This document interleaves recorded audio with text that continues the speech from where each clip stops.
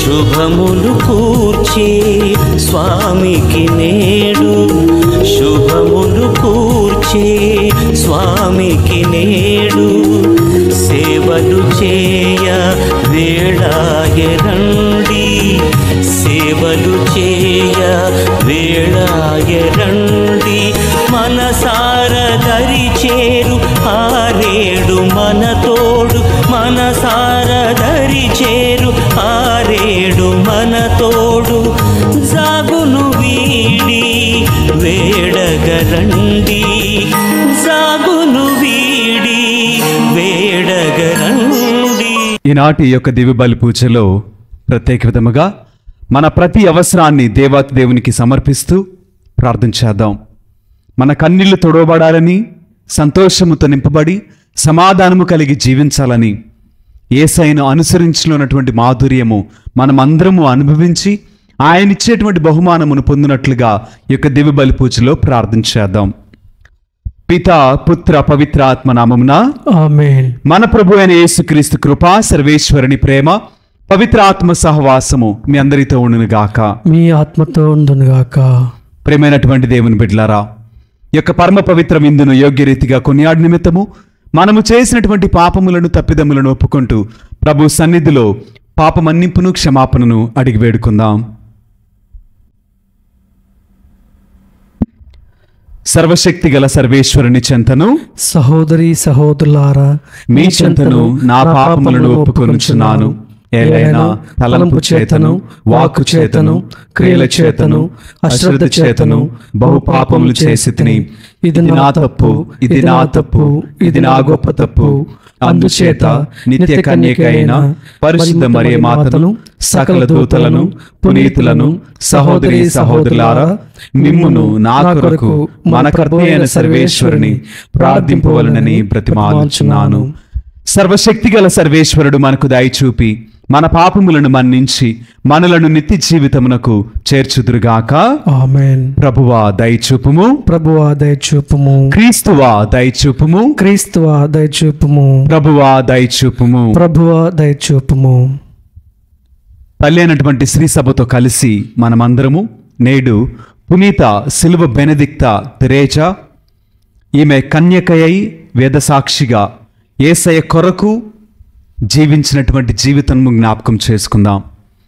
సమర్పణలైనటువంటి మాధుర్యము మనము కూడా అనుభవించి యేసయ్యను అనుసరించట్లన్నటువంటి ఆనందము, అనుసరించడం ద్వారా మనము పొందుకునేటువంటి బహుమానము పునీత సిలువ బెనెడిక్త తెరేజా పొందుకున్న విధముగా మనము కూడా పొందుకునే విధముగా ఈ యొక్క దివ్య బలి పూజలో ప్రార్థించేదము. మా పితరుల సర్వేశ్వర, వేదసాక్షి అయిన పునీత బెనెడిక్త తెరేజకు సిలువ వేయబడిన మీ కుమారుని గూర్చిన జ్ఞానమును దయచేసి ఆమె తన మరణ పర్యంతము అతనిని అనుసరించినట్లు కరుణించితివి. ఆమె విజ్ఞాపన ప్రార్థన సహాయమున మానవజాతి అంతయు క్రీస్తును లోకరక్షణగా గుర్తించునుగాక. ఆ రక్షకుని మధ్యవర్తిత్వము ద్వారా మీ శాశ్వత దర్శన భాగ్యమును పొందుదుముగాక. మీతోనూ పవిత్రాత్మతోను కలిసి యుగయుగములు జీవించుచు పరిపాలించు మా ప్రభును మీ కుమారుడినైనా యేసుక్రీస్తు ద్వారా ఈ మనవి చేయుచున్నాము. ఆమేన్.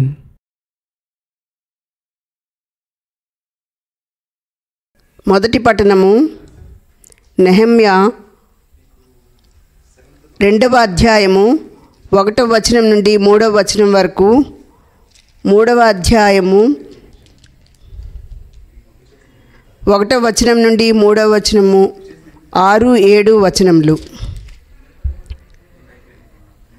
అర్తహషస్త పరిపాలనా కాలంన 20వ ఏట నీసాను నెలలో ఒకనాడు రాజు భోజనం చేయుచుండగా నేనతనికి ద్రాక్షాసారాయమును అందించి తిని, అంతకు ముందెన్నడు నేను రాజు నిదుట విచారంగా కనిపించి ఎరుగను. కనుక అతడు నన్ను చూచి, ఓయి నీ విచారం నాకు కారణమేమి? నీకు వ్యాధి ఏమీ ఉన్నట్టు లేదు కనుక ఏదియో మనస్తాపము నిన్ను పీడించుచుండవలెను అనెను. రాజు మాటలకు నేను మిగుల భయపడి తిని, నేను అతనితో, ప్రభువుల వారు కలకాలము జీవింతురుగాక. మా పితరులను పాతిపెట్టిన నగరము నేలమట్టమై ఉన్నది, దాని ద్వారములు మంటలో కాలి బుగ్గి అయిపోయినవి. నాకు విచారం కాక మరేమి కలుగును అంటిని. స్వయంగా వచ్చిన పనివారు, ప్రధాన యాజకుడు ఎల్యాషిబు అతని తోడి యాజకులు కలిసి గొర్రెల ద్వారమును నిర్మించిరి. వారు ఆ ద్వారమునకు ప్రతిష్ఠ చేసి తలుపులు పెట్టిరి. వారు హనన్యేలు గోపురం వరకు ప్రాకారం కట్టిరి. యెరికో నివాసులు దాని ప్రక్క భాగమును, ఇమ్రీ కుమారుడు సక్కూరు దాని అవతలి భాగమును కట్టిరి. హస్సేనా వంశస్థులు మత్స్యద్వారము నిర్మించిరి. వారు దానికి దూలములు నిలిపి తలుపులు పెట్టి గడియలు తాళములు అమర్చిరి.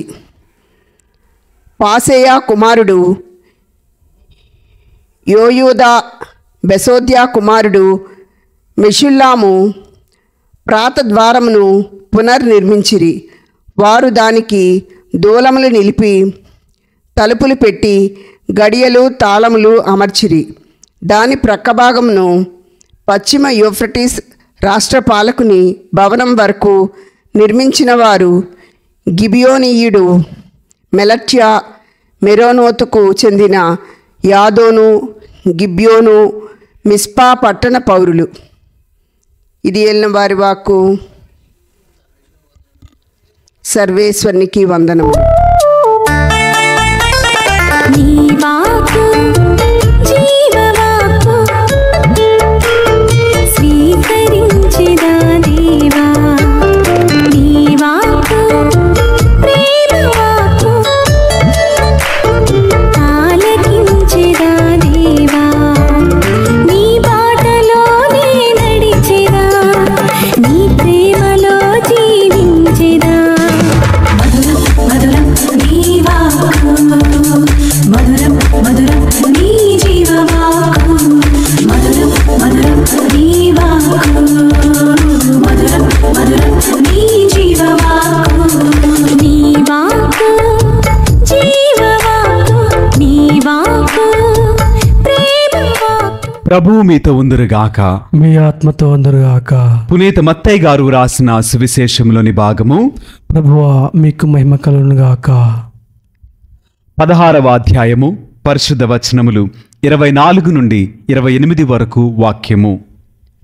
మత్తయి సువార్త 16వ అధ్యాయము పరిశుద్ధ వచనములు 24 నుండి 28 వరకు వాక్యము. నన్ను అనుసరింపు కోరువాడు తనను తాను పరిత్యజించుకొని తన సిలువను తీసుకొని నన్ను అనుసరింపవలెను. తన ప్రాణమును కాపాడుకొని చూచువాడు దానిని పోగొట్టుకొనును. నా నిమిత్తమై ప్రాణమును ధారపోయేవాడు దానిని దక్కించుకొనును. మానవుడు లోకమంతటిని సంపాదించి తన ఆత్మనే కోల్పోయినచో వానికి ప్రయోజనమేమి? తన ఆత్మకు బదులుగా మానవుడు ఏమి ఇయ్యగలడు? మనుష్య కుమారుడు దూతల సమేతముగా తన తండ్రి మహిమతో వచ్చి ప్రతి ఒక్కనికి వాని క్రియలను బట్టి ప్రతిఫలమును ఇచ్చును. ఇచ్చటనున్న వారిలో కొందరు మనుష్య కుమారుడు రాజుగా వచ్చు దృశ్యమును చూచినంత వరకును మరణింపబోరని నిశ్చయముగా చెప్పుచున్నాను అని శిష్యులతో పలికెను. ఇది క్రీస్తుని సువిశేషము. ప్రభువా మీకు మహిమ కలుగునుగాక. Hallelujah, hallelujah, hallelujah, hallelujah. Hallelujah. Praise the lord, praise the lord, praise the lord, praise the lord, praise the lord. Praise the lord. దేవునికి మహిమ కలుగును గాక. ఆమేన్, దేవుడు మనలను దీవించును గాక. ఆమేన్. ప్రేమైనటువంటి దేవుని బిడ్డలారా, ప్రతిదినము దేవుడు మనందరితో కూడా వాక్యము ద్వారా మాట్లాడుతూనే ఉన్నాడు. వాక్యము ఒక మనిషి యొక్క జీవితాన్ని మార్చగలిగినది, ఒక మనిషిని బలపరచగలిగినది, ఒక మనిషికి కావలసిన మార్గమును చూపించగలిగినది. వాక్యము దేవుని యొక్క మనస్సును, దేవుని యొక్క ప్రణాళికను బయలుపరిచేది వాక్యము. అటువంటి వాక్యము ద్వారా యేసయ్య మనందరితోటి ప్రతి దినము మాట్లాడుతూనే ఉన్నారు. ఈరోజు కొంత సమయము యేసయ్య నాతో ఏం మాట్లాడుచున్నారు, యేసయ్య నాకు ఏం సందేశాన్ని ఇచ్చుచున్నారు అని ఒకసారి ఆలోచించేద్దాం. ప్రతి మనిషి కూడా ఈ లోకములో పరిగెత్తుతూనే ఉన్నాడండి. ప్రయాస పడుతూనే ఉన్నాడు, కష్టపడుతూనే ఉన్నాడు, శ్రమ పడుతూనే ఉన్నాడు. శ్రమ చేసే ఒక వ్యక్తిని పిలిచి అడిగామనుకోండి, అయ్యా ఎందుకు కష్టపడుతున్నావు, ఎందుకు ప్రయాస, ఎందుకు భారము, ఏం కావాలి నీకు అని అంటే ఆ మనిషి సమాధానం ఏంటండి అంటే సంతోషంగా బ్రతకాలి, సమాధానంగా బ్రతకాలి, ఆరోగ్యంగా బ్రతకాలి, కొంత డబ్బు సంపాదించుకోవాలి, బిడ్డలు మంచిగా చదువుకొని ఉద్యోగస్తులై జీవితంలో స్థిరపడి వాళ్ళు పిల్ల పాపలతో బ్రతికితే చూడాలి అని చెప్పి ఆశ, గౌరవంగా బ్రతకాలి అనే ఆశ. ఇది ఒక మనిషికి ఉన్నటువంటి ఆలోచన. ఇంతకు మించి ఒక మనిషి లోకంలో చేయగలిగిన గొప్పతనం ఏమైనా ఉందా? ఏదైనా గొప్ప పని ఉందా? సంతోషంగా బ్రతకటం కన్నా, ఆరోగ్యంగా బ్రతకటం కన్నా, బిడ్డలు సంతోషంగా కలిగి జీవితంలో స్థిరపడటం కన్నా ఇంకా గొప్పగా ఏమైనా ఉందా? ఏం లేదు కదా. వీటి కోసము ఒక మనుష్యుడు లోకం వెనక పరిగెత్తుతూనే ఉన్నాడు, పని చేస్తూనే ఉన్నాడు, శ్రమ పడుతూనే ఉన్నాడు. ఆశ చావక ఇంకా కూడా కూడబెట్టుకుంటూనే ఈ లోకంలో ఏదో సాధిద్దామని, ఎవరినో మెప్పిద్దామని ప్రయత్నము, ప్రయాస పడుతూనే ఉన్నాడు. కానీ యేసుక్రీస్తు వారు అంటున్నారు కదా, నన్ను అనుసరించుకోరువాడు. ఒకవేళ ఆలోచించేద్దాం, యేసయ్యని నేను అనుసరించాను అనుకో, నాకేం దొరికిద్ది? యేసయ్య దగ్గర ఏముంది? నువ్వు దేనికోసమైతే లోకంలో ప్రయాసపడుతున్నావో అన్నీ కూడా యేసయ్య దగ్గర ఉన్నవి.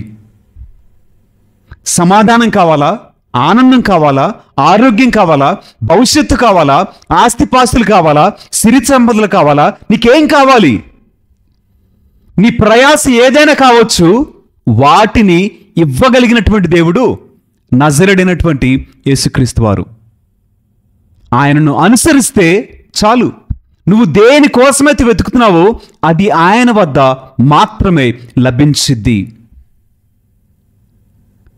ఈ లోకపరమైనటువంటి సంతోషము, ఆనందము కొంతసేపేనంట.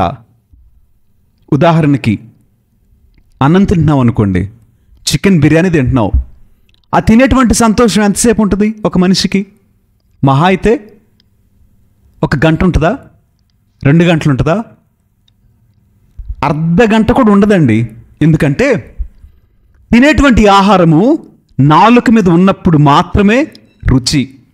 నాలుక దాటిన తర్వాత ఆహారానికి టేస్ట్ లేదు, రుచి లేనటువంటిది.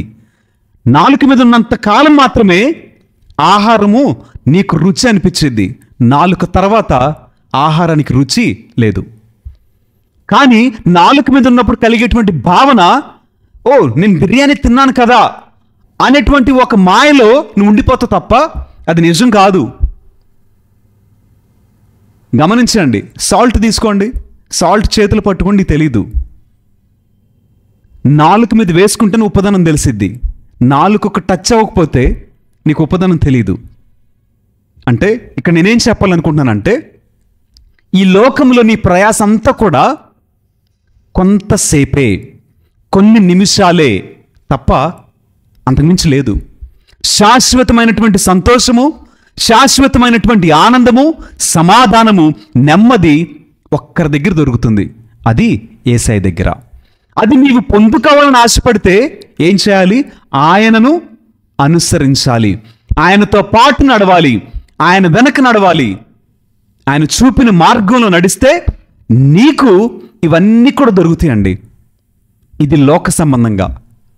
ఆయనతో నడిస్తే ఏం దొరికిందో తెలుసా? ఆయనను అనుసరిస్తే శాశ్వతమైనటువంటి ఆనందము నీకు సొంతమైద్ది. శాశ్వతముగా జీవింపగలిగినటువంటి ధన్యత నీవు పొందుకుంటావు. మిమ్మల్ని అందరూ ఒక చిన్న ప్రశ్న అడగమంటారా? 100 రూపాయలు గొప్పవా, 1000 రూపాయలు గొప్పవా? 1000 రూపాయలు. నిజమేనా? నాకు తెలియక అడుగుతున్నాను, చెప్పండి. 100 రూపాయలు గొప్పదా, 1000 రూపాయలు గొప్పదా? 1000 రూపాయలు గొప్పది. అంతే కదా? ప్రతి మనిషి చెప్పేది ఏంటంటే 1000 రూపాయలు గొప్పదని ప్రతి మనిషి చెప్తాడు, కానీ 100 కాదని మనకు అందరికీ తెలుసు. ఇప్పుడు ఈ 100 రూపాయలని 1000 రూపాయలని ఆధ్యాత్మికంగా ఆలోచించేద్దాం. ఒక మనిషి జీవితం ఈ లోకంలో ఎన్ని సంవత్సరాలు? 70, 80. ఇంకా శక్తి కలిగిన వాడైతే, ఇంకా ఆరోగ్యపరంగా శ్రద్ధ కలిగి చక్కగా జీవించిన వాడైతే 100 తర్వాత సరే 110 లేదు 120 తర్వాత ఒకరోజు ఫుల్ స్టాప్ పెట్టాలి. కానీ 100 తర్వాత మొదలయ్యేటువంటి 1000 సంవత్సరాల జీవితము, 1000 సంవత్సరాలు అసంఖ్యాకముగా, అంటే ఇది చివరా, ఇది ఫుల్ స్టాప్ అని చెప్పలేనటువంటి సంవత్సర జీవితము, సంవత్సర కాలాల జీవితము ముందుందంటున్నాడు దేవుడు. నువ్వు దేనికోసం ప్రయాసపడుతున్నావు? ఎగ్జాక్ట్లీ దేనికోసం తెలుసా? 100 రూపాయల కోసమే ప్రయాస. కానీ దేవుడు ఏమంటున్నాడంటే 1000 సంవత్సరాలు, అటుపై 1000, అటుపై 1000, దానికి అంతం లేదంట. అన్ని వందల వేల సంవత్సరాలు నిత్య జీవము. ఒక మాటలో చెప్పాలంటే శాశ్వత రాజ్యము. ఆ జీవితం కోసం ప్రయాసపడండి అంటే ఎంతమంది ప్రయాసపడుతున్నారు? నువ్వే చెప్పావు 100 గొప్పదా 1000 గొప్పదంటే 1000 గొప్పదన్నావు. కానీ నీ ప్రయాస, నీ ఆశ 100 కోసమే. ఆ 100 కూడా కంప్లీట్ కాదు, తెలియట్లేదు నీకు. ఇంకా 100 కూడా పరిపూర్ణం కాదు. ఈ దీపం ఎప్పుడు ఆరిపోయిద్దో ఎవరికి తెలీదు. ఎప్పుడు ఆరిపోయిద్దో తెలియనటువంటి ఈ దీపం కోసం ఎన్ని పాట్లు నువ్వు వెలిగించడానికి ప్రయత్నం చేస్తే వెలగట్లా. వెలగమని ఆజ్ఞించాడు కాబట్టి వెలుగుతుంది. అది జ్ఞానం అంటే. ఇక్కడేముందండి సంపద? యేసయ్య చెప్తున్నాడు కదా, పరలోకంలో దాచిపెట్టుకోమంటున్నాడు. అక్కడ ఎవరు దొంగిలించరంట, చెదలు పట్టవంట, ఎవరు కూడా దానిని అపహరించడానికి అవకాశం లేదు. మరి పరలోక రాజ్యంలో నీ సంపద ఎంత? సంపద సంగతి దేవుడు ఎరుగు. అసలు వెళ్తామో లేదో కూడా తెలియదు కదా మనకి. అంతే కదా? సంపద తర్వాత విషయం. అసలు వెళ్తామో లేదో తెలియని జీవితం అయితే సంపద గురించి ఎందుకు మాట్లాడుకోవటం అంటారా? అంతే కదా? ఇక్కడ యేసయ్య చెప్తున్నారు కదా, నన్ను అనుసరించాలని ఆశపడినవాడు కొన్ని కార్యాలు చేయాలంట. మొట్టమొదటి కార్యం ఏంటంటే తనను తాను త్యజించుకోవాలి. హల్లెలూయా, హల్లెలూయా, హల్లెలూయా, హల్లెలూయా, హల్లెలూయా, హల్లెలూయా. యేసుక్రీస్తు వారిని అనుసరించాలని ఆశ కలిగి ఉంటే నీవు చేయవలసిన మొట్టమొదటి పని నిన్ను నీవు త్యజించుకోవాలి. చక్కటి ఉదాహరణ ఎవరయ్యానంటే పౌలు గారు. ఆయన అంటున్నారు కదా, జీవించినది నేను కాదు, క్రీస్తే నా యందు జీవించుచున్నాడు అని పౌలు గారు ఒక ఉన్నతమైనటువంటి మాట చెప్పడం జరిగిందండి. జీవించినది నేను కాదంటే ప్రతి మనిషి కూడా దేనికోసం ప్రయాసపడతాడు తెలుసా? రికగ్నిషన్. ఒక వ్యక్తి ఇదిగో పలానా వాళ్ళు చేశారు అని మాట్లాడుకోవటానికి ఆశపడతారు. ఒకళ్ళు అలా మాట్లాడుకుంటే ఎంతో సంతోషం. ఎందుకంటే ఒక వ్యక్తి అభినందించడం కొరకే, మెచ్చుకోవటం కొరకే, ఒక వ్యక్తి నీ గురించి గొప్ప చెప్పుకోవడం కోసమే మనం ఏదైనా చేస్తాం. ఇప్పుడు నేను ప్రసంగం చెప్తున్నా, నలుగురు వచ్చి అబ్బా ఫాదర్ బాగా చెప్పారంటే ఇంకా నేను ఉప్పొంగిపోనా? మనిషి యాటిట్యూడే అది, మనిషి తత్వమేమో అది. నేనే చెప్పాను, నేను చేశాను, నేనే చేయగలను, నేను అని చెప్పకుండా ఏ మనిషిడు ఉంటున్నాడా? ఎవరు లేరు. ప్రతి దాంట్లో కూడా నేను అని ఐడెంటిటీ, నిన్ను నువ్వు గుర్తింపు కోసం ప్రయత్నం చేస్తున్నావు. ఎవరు గుర్తించాలి నిన్ను? మనుషులా, లోకమా? ఎవరు గుర్తించాలని ఆశపడుతున్నావు? యేసే అంటాడు కదా, ఒక చేత్తో చేసినటువంటి దానము ఎడం చేతికి తెలియకూడదంట. అసలు అర్థం కాని విషయం ఏంటంటే, కుడి చేతికి ఎడం చేతికి ఎంత దూరం? దూరం నువ్వు పెడితే ఎంత వస్తుందేమో, మహా అయితే ఒక మీటర్ వస్తుందేమో, 2 మీటర్లు వస్తుంది. ఆ మీటర్ ఆ దూరం తీసేస్తే ఒకటైపోయింది. అంటే ఇప్పుడు చేసింది ఇక్కడ తెలియకూడదంట. ప్రపంచం ఎలా ఉందో తెలుసా? బయట ఒక ఫ్లెక్సీ లేకపోతే చిన్న చూపు అన్నట్లు, ఫ్లెక్సీ ఉంటేనే దేనికైనా వస్తాడు ఆయన, లేకపోతే రాడు. ఫ్లెక్సీ కనపడాలి. ఎలాగా? ఇదిగో 10 మందికి సహాయం చేశాడు, వెరీ గుడ్. చలివేంద్రం పెట్టాడు, అక్కడ నీళ్ల కన్నా ఈయన ఫోటో ఎక్కువ ఉంటుంది. గుడిసేమో చిన్నది, ఫ్లెక్సీ ఏమో బారెడు. గుర్తింపా? ఎవరు గుర్తించాలి నిన్ను? నీవు చేసేటువంటి దానము మర్మాయుతంగా చేయాలని దేవుడు చెప్తున్నాడు. కుడి చేతిది ఎడమ చేతి వరకు కూడా తెలియకూడదంట. కానీ నీవు ఎవరు గుర్తింపు కోరుకుంటున్నావు?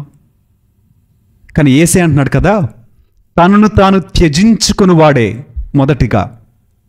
అంటే నేను అనేటువంటి మాట కొట్టివేయబడాలి, నీ గుర్తింపు కొట్టివేయబడాలి.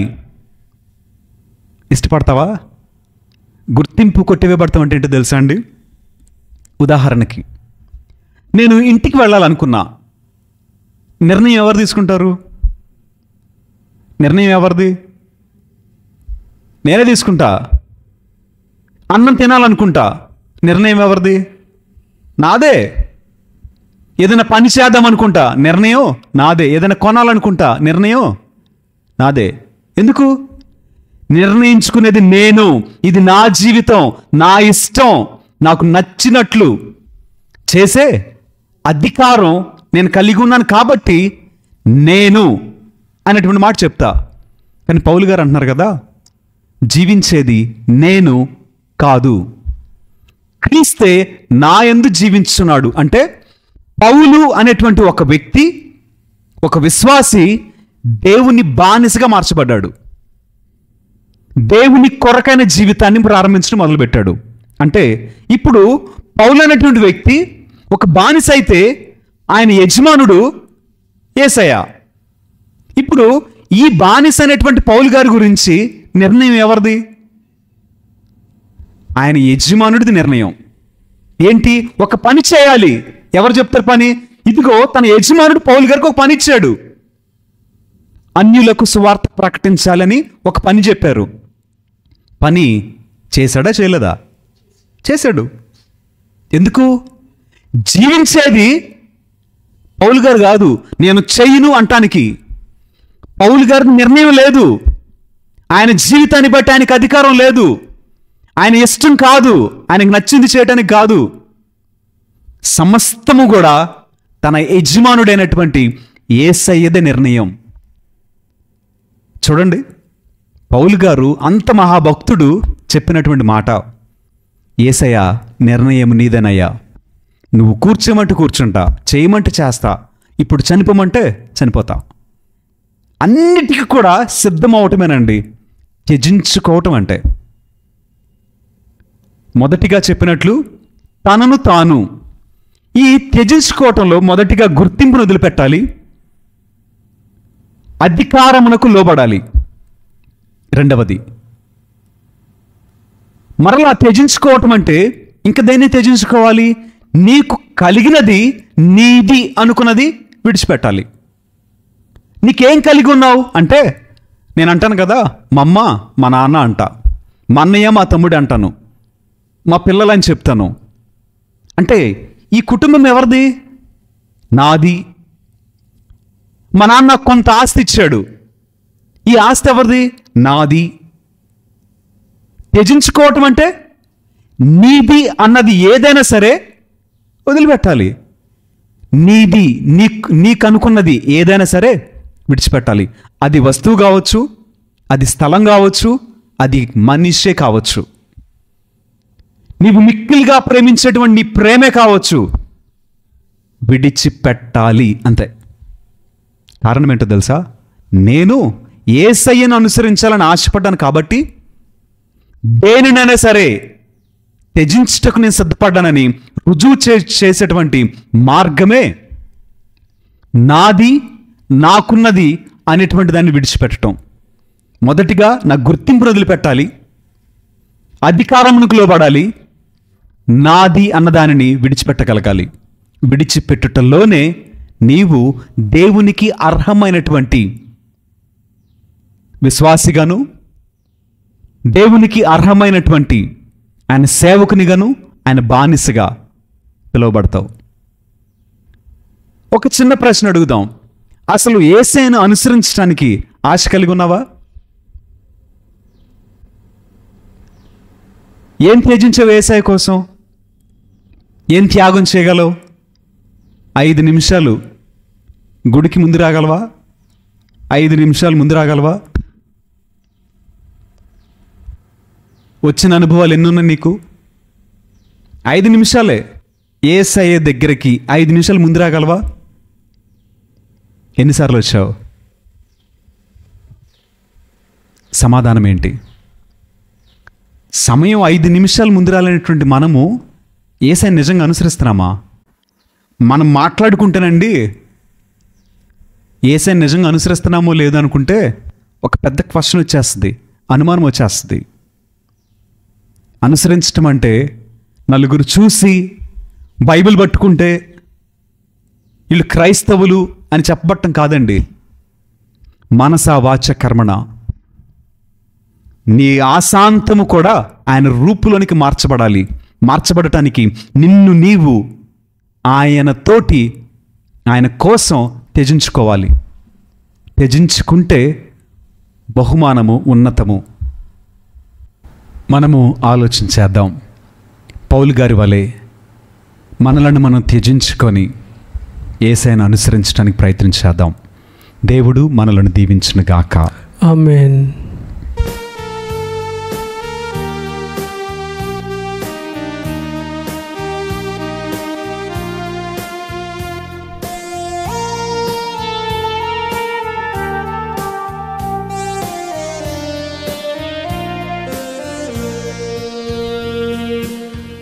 సమస్తమును సృష్టించిన ప్రభువైన సర్వేశ్వర, మీకు స్థితి కలుగును గాక.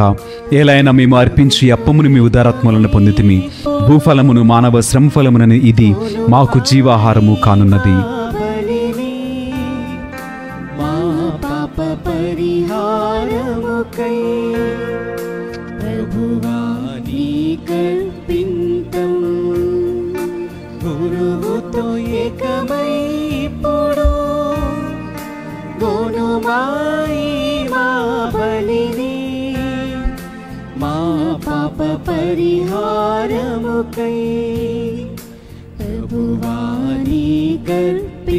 సమస్తమును సృష్టించిన ప్రభువైన సర్వేశ్వర, మీకు స్థుతి కలుగును గాక.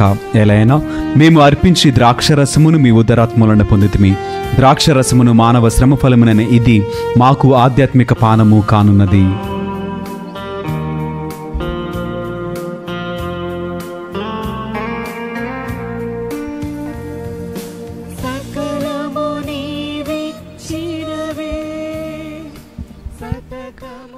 సహోదరి సహోదరులారా, నేను మీరు అర్పించిన ఈ బలి సర్వశక్తి గల పితైన సర్వేశ్వరునికి అంగీకారమగునట్లుగా ప్రార్థింపుము. ప్రభువు తన నామస్తుతి మహిమల కొరకును, మన ప్రయోజనం కొరకును, తన పవిత్ర స్త్రీ సభ ప్రయోజనం కొరకును నీ కరముల ద్వారా ఈ బలిని స్వీకరించునుగాక. ఓ ప్రభువా, వేద సాక్షి అయిన పునీత బెనెడిక్తు తెరేసమ్మ సంస్మరణను కొనియాడుచు మేము సమర్పించిన అర్పణలు మీకు అంగీకార యోగ్యమగునుగాక. ఆమె భరించిన బాధలతో పెనుగులాడిన తీరు మీకు ప్రీతిపాత్రమాయను. అటులనే మా జీవిత అర్పణము కూడా మీకు ఆమోదయోగ్యమగునుగాక. మా ప్రభువైన క్రీస్తు ద్వారా ఈ మనవి చేయుచున్నాము. ఆమేన్.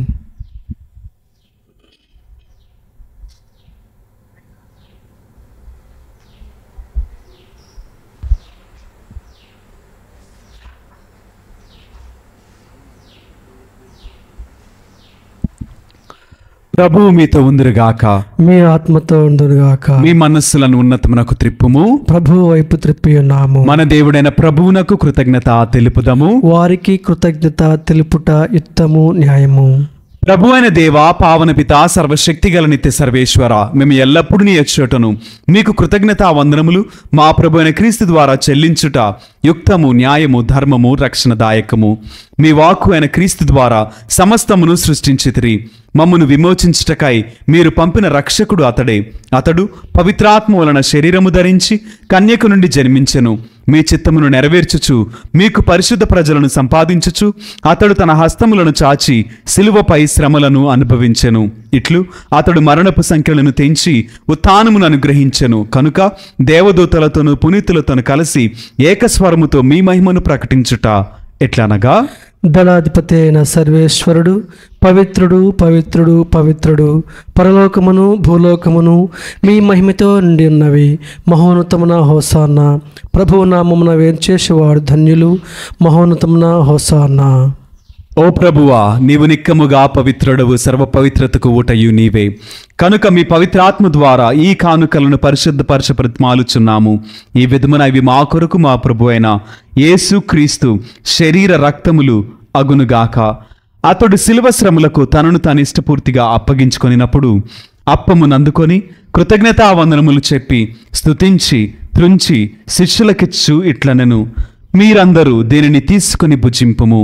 ఎలైనా ఇది మీ కొరకు అప్పగింపబడునున్న నా శరీరము.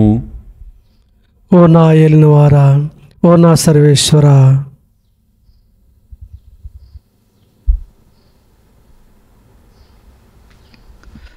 ఆ విధముగానే భోజనానంతరము పాత్రమునందుకొని మరలా మీకు కృతజ్ఞతావందనములు చెప్పి స్తుతించి శిష్యులకిచ్చు ఇట్లనెను, మీరందరూ దీనిని తీసుకొని దీని నుండి పానము చేయుము.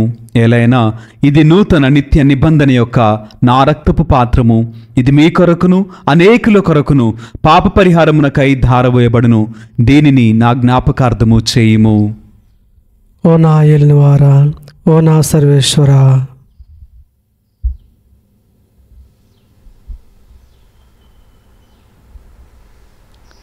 ఇది విశ్వాస రహస్యము. ప్రభువా, మేము నీ మరణమును ప్రకటించదము, నీ ఉత్థానమును చాటుదము, నీవు మరలా వచ్చే వరకు వేచియుందుము. కనుక తండ్రి, క్రీస్తు మరణమును ఉత్థానమును స్మరించుచు జీవమునసుగు ఈ అప్పమును రక్షణ పాత్రమును మీకు సమర్పించున్నాము. మీ సముఖమును నిలిచి మీకు పరిచర్య చేయుటకు మమ్ము పాత్రులుగా చేసినందుకు మీకు వందనములు తెలుపుచున్నాము. క్రీస్తు శరీర రక్తములందు పాలువరు మగు మమ్ము పవిత్రాత్మ ద్వారా ఐక్యపరచమని ప్రతిమాలుచున్నాము. ఓ ప్రభువా, ప్రపంచమందంతట వ్యాపించి ఉన్న మీ శ్రీ సభను జ్ఞాపకముంచుకొనుము. మా ఫ్రాన్సిస్ జగద్గురువును, మా జయరావు పీఠాధిపతిని, గురువులందరితో పాటు మమ్మును మీ ప్రేమ యందు పరిపూర్ణను చేయుము. ఉత్తానముగ్ధమైన నమ్మికతో చనిపోయిన మా సహోదరి సహోదరులను, మీ కనికరమందు చనిపోయిన వారిని అందరినీ జ్ఞాపకముంచుకొనుము. వారిని మీ దివ్య ప్రకాశములోనికి చేర్చుకొనుము. మా అందరిపై దయచూపి దేవుని కన్యతల్లిగు మరీమాతతోనూ, పునీత అపోస్తలులతోనూ, పునీత బెనదిక్తు తెరేజమ్మ తోనూ, ఆది నుండి మీకు సేవ చేసిన పుణ్యాత్ములందరితోనూ మాకు నిత్య జీవితముల భాగమును దయచేయము. అప్పుడు వారితో కలిసి మేము మీ కుమారుడైన యేసుక్రీస్తు ద్వారా మిమ్మల్ని స్తుతించి మహిమపరచదము. క్రీస్తు ద్వారా, క్రీస్తుతో, క్రీస్తునందు సర్వశక్తిగల పితైన సర్వేశ్వర పవిత్రాత్మతో ఏకమైండు మీకు యుగయుగములు గౌరవ మహిమలు కలుగునుగాక. ఆమేన్.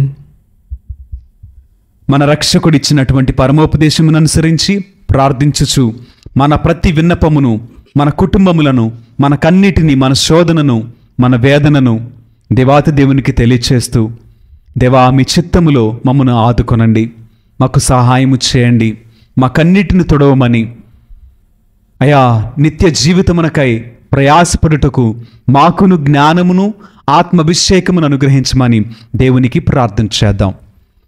పరలోకమందుండు మా యొక్క తండ్రి, మీ నామము పూజింపబడుగాక, మీ రాజ్యం వచ్చునుగాక, మీ చిత్తము పరలోకమందు నెరవేరినట్లు భూలోకమందును నెరవేరునుగాక. నా నాటికి కావలసిన మా అన్నము మాకు నెట్టికివ్వండి. మా యొద్ద అప్పుబడిన వారిని మేము మన్నించినట్లు మా అప్పులను మీరు మన్నించండి. మమ్ము శోధన ఎందు ప్రవేశింపనివ్వక కీడు నుండి మమ్ము రక్షించండి. ప్రభువా, అన్ని కీడుల నుండి మమ్ము రక్షింపుము. మా ఈ రోజులలో మాకు శాంతిని ప్రసాదింపుము. మీ దయానుగ్రహము వలన పాపము నుండి మమ్ము విముక్తులను చేసి అన్ని కలతల నుండి సర్వదా కాపాడుము. మేము మోక్షానందమును మా రక్షకుడైన యేసుక్రీస్తు ఆగమమును నిరీక్షించుచుందుము. ఏలైనా నిరంతరము మీదే రాజ్యము, మీదే అధికారము, మీదే మహిమ. శాంతిని మీకు అనుగ్రహించుచున్నాను, నా శాంతిని మీకు ఇచ్చుచున్నాను అని మీ అపోస్తలులతో వచించిన ప్రభువైన యేసువా, మా పాపములను లెక్కింపక మీ శ్రీసభ విశ్వాసమును వీక్షింపుము.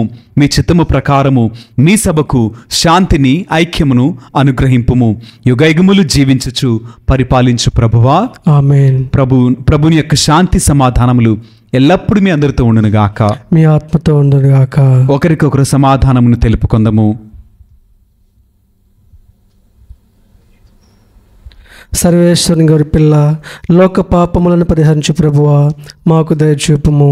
సర్వేశ్వరుని గారి పిల్ల, లోక పాపములను పరిహరించు ప్రభువా, మాకు దయచూపుము. సర్వేశ్వరుని గారి పిల్ల, లోక పాపములను పరిహరించు ప్రభువా, మాకు శాంతిని దయచేయము.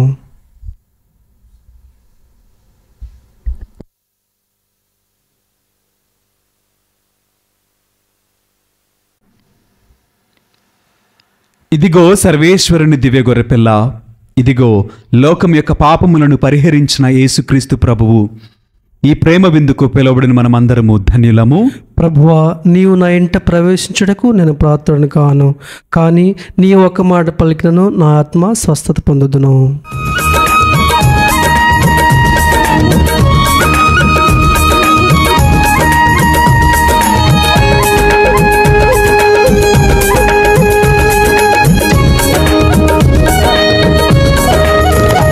ఇది పవిత్ర ప్రసాదం, ప్రభు యేసుని త్యాగం. ఇది పవిత్ర ప్రసాదం, ప్రభు యేసుని త్యాగం. రండి రండి ఆరగించండి, రండి రండి ఆరగించండి. జీవం పొంది రక్షణ పొంది జీవించండి, జీవం పొంది రక్షణ పొంది జీవించండి. ప్రార్థించదము. ఓ సర్వేశ్వర, కన్యకయును వేదసాక్షియునైన పునీత బెనదిక్తు తెరేసకు రెండంతల విజయమును ప్రసాదించి పునీతుల మధ్యన ఆమె ఖ్యాతిని అధికము చేసితిరి. ఈ దివ్య సంస్కార బలముతో మేము చెడుగును ధైర్యముతో విస్మరించి స్వర్గమహిమకు పాత్రులము అగుదుముగాక. మా ప్రభు అయిన క్రీస్తు ద్వారా ఈ మనవి చేయుచున్నాము.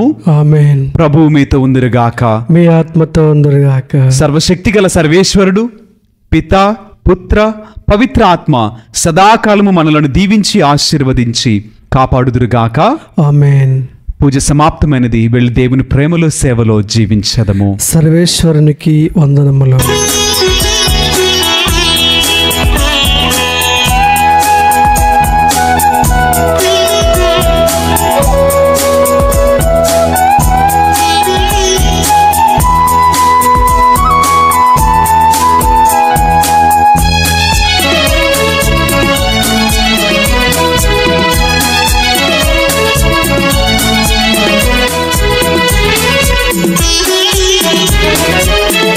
నడిపించు నానావా నడి సంద్రమున దేవా, నవజీవన మార్గమున నా జన్మ తరింప.